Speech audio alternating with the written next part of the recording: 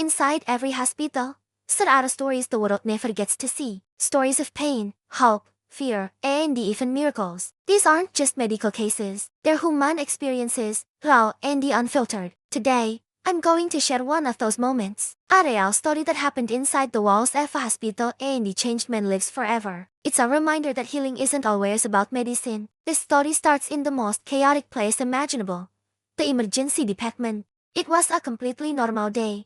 If you can ever call a day in that normal, the familiar rhythm of organized chaos was in full swing. Doctors were busy, moving with purpose from one patient to another. Nurses were a blur, running from room to room, their steps quick and efficient. The air was filled with the sounds of beeping monitors, hurried conversations, and the occasional groan of pain. But then, suddenly, everything seemed to slow down. A young girl entered the hospital, and the atmosphere shifted. She was small, looking even smaller in the vast, intimidating space, the emergency waiting area. She was crying, her small hands clutching her chest as if trying to hold herself together. She was only 9 years old, and she was completely alone. Her face was pale, streaked with tears, and filled with a terror that no more child should ever have to experience. She stumbled forward, her voice a desperate, gasping whisper, repeating over and over, "I can't breathe, I can't breathe." Her words chewed through the usual noise of the department, drawing the attention of the staff. People were used to emergencies,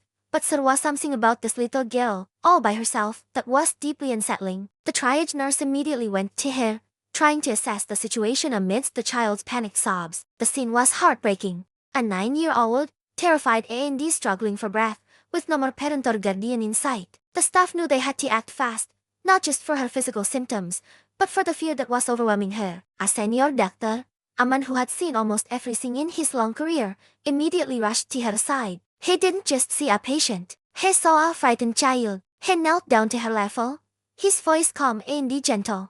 He carefully took her small, trembling hand in his and sighed, "You're safe now. Don't worry, we're going to help you." Her breathing was incredibly fast and shallow, her little chest rising and falling rapidly. Her heartbeat was racing, pounding against her ribs. The doctor could feel the frantic pulse through her tiny wrist. He tried to keep his voice steady and reassuring, trying to be an anchor for her in the storm of fear. He gently guided her towards a private room, away from the prying eyes and the chaos of the waiting area. As he began the initial examination, he asked the question that was on everyone's mind, "Where are your parents? Is anyone with you?" The little girl looked up at him, her eyes wide and filled with a profound sadness. She shook her head, and in a voice so quiet it was almost lost, she whispered, "Number one is coming." Those 4 words hung in the air, heavy with meaning. The doctors had sank. This wasn't just a medical emergency anymore. It was something much deeper, much more complex. He knew that whatever was happening physically was tied to the emotional distress this child was enduring all by herself. The doctor took her to a quiet examination room, and started a thorough check. He listened to her heart and lungs, checked her oxygen levels,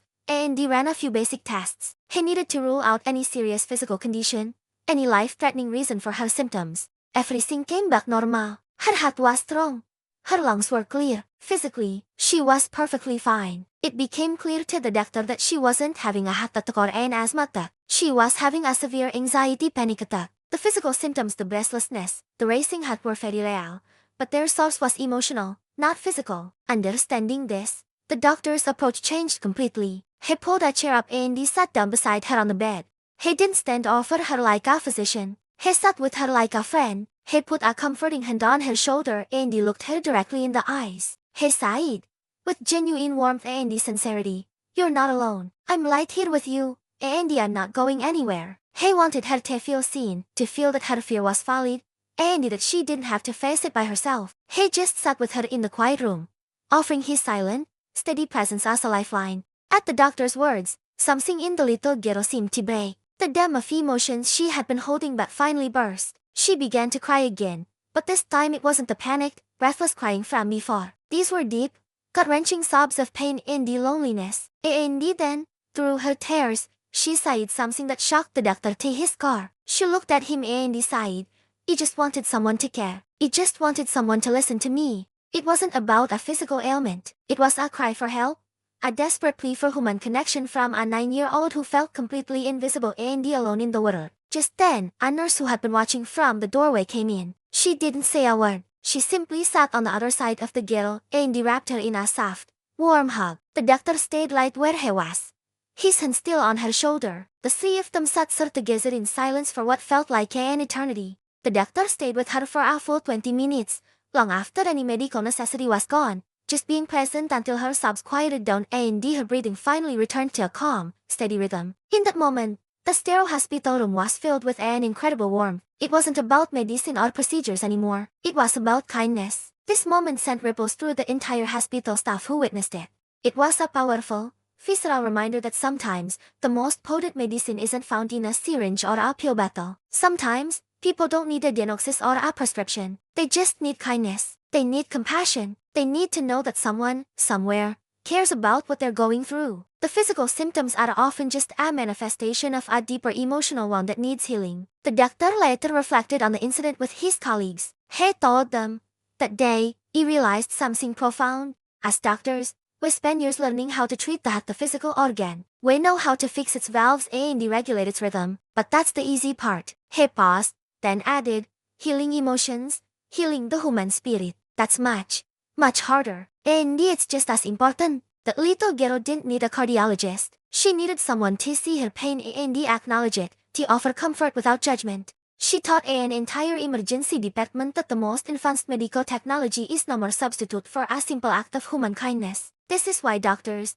nurses, and all hospital staff are truly real heroes. It's not just because they save lives with their skills and knowledge, which they do every single day. They are heroes because they touch hearts. They are the ones who hold a hand in the middle of the night, who offer a comforting word during a painful procedure, who sit with a lonely child until her breathing calms. They heal not just the body, but the soul. They show up for people on their worst days and they offer a glimmer of hope and humanity. These are the stories that happen every day, behind the closed doors of hospitals everywhere. Stories of incredible compassion and human connection. If you want to hear more real, emotional stories like this, stories that show the true heart of healthcare, don't forget to subscribe to the channel and join our community. Thank you for watching.